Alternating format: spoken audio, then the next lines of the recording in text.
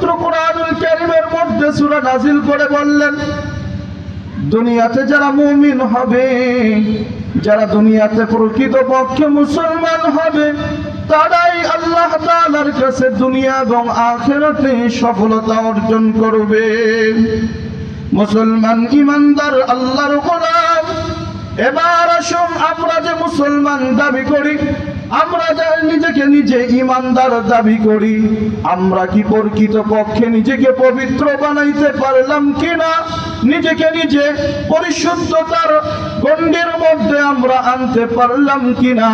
নিজেকে নিজে পরিশুদ্ধতার মাকামে পৌঁছাইতে পারলাম কিনা দেখা দরকার আছে কিনা? জোরে বলেন। মুসলমান ইমানদার আল্লাহর গোলাম। আল্লাহ রাব্বুল আলামিন কোরআনুল কারীমের সূরাতুল মুমিনুনের 2 নম্বর আয়াতে কারিমা থেকে শুরু করলেন মুমিনদের বৈশিষ্ট্য সম্পর্কে আলোচনা। এই সমাজে যারা কালেমা পড়লো, যারা কালেমা শিখলো, যারা কালেমার উপর বিশ্বাস করলো, তারাই শুধু মুসলমান দাবি করে, বিষয়টা এমন নয়।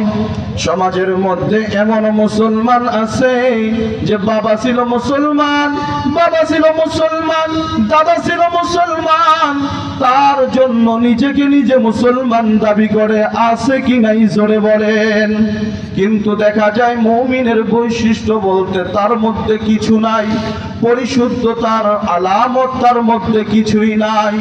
নিজে যে একজন মুসলমান, নিজের ফ্যামিলি যে একজন মুসলমান, নিজের বংশ বলি যে একজন মুসলমান, তার প্রমাণ তার চরিত্র থেকে পাওয়া যায় না, তার জিন্দেগি থেকে পাওয়া যায় না, তার শরীর থেকে পাওয়া যায় না, তার জবান থেকে খুঁজে পাওয়া যায় না, তার আচার ব্যবহার থেকে খুঁজে পাওয়া যায় না।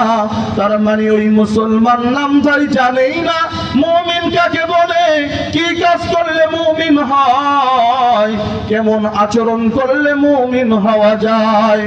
এজন্য দুনিয়াবাসী মুসলমানদেরকে বলবো, দুনিয়া মান্দাবাসী মুসলমানদেরকে বলবো, শুধু ওর এই মুন্সিগঞ্জবাসীকে বলবো, নিজেকে নিজে শুধু মুসলমান দাবি করলেই ক্ষান্ত হওয়া যাবে না। নিজেকে নিজে ইমানদার বলে মনে করলেই অনেক কিছু হওয়া যায়, বিষয়টা এমন না। আমার আল্লাহ রাব্বুল আলামিনের পক্ষ থেকে, আমার আল্লাহ রাব্বুল আলামিনের পক্ষ থেকে যে ঘোষণাগুলো আসছে, যেই আলামতগুলোর কথা বলা হয়েছে, যেই সিফাতগুলোর কথা বলা হয়েছে, ওই সিফাতগুলো কি আমার মধ্যে আছে কিনা এটা দেখা দরকার আছে কিনা? জোরে বলেন। আছে। এজন্য মুসলমান ইমানদার সংক্ষিপ্তে অল্প সরে আমি কথা বলবো, একটু দিলের কান কর্ণধার খুলিয়া শোনার চেষ্টা করবেন। মুসলমান ইমানদার আল্লাহর গোলাম, আল্লাহ রাব্বুল আলামিন মুমিনদের সিফাত সম্পর্কে বর্ণনা করতে যায় বলেন, আল্লাযীনা হুম ফি সালাতিহিম খাশিউন। যারা সমাজের মধ্যে নিজেকে নিজে মুমিন বলবে, দাবি করবে, নিজেকে নিজে মুসলমান দাবি করবে, তার এক নাম্বার আলামত হবে খুশু হুজুর সাথে নামাজ। জোরে বলেন সুবহানাল্লাহ।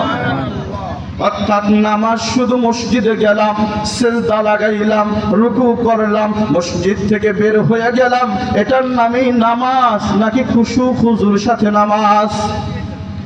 মুসলমান ইমানদার আল্লাহর গোলাম, খুশু হুজুর নামাজ কাকে বলে জানেন নাকি? কিতাবের মুসান্নিফ কিতাবের মধ্যে লিখেন, যার নামাজের মধ্যে 3 জিনিস আছে তার নাম হলো খুশু হুজুর নামাজ। 1 নাম্বার, যার নামাজের মধ্যে আল্লাহর ভয় আছে।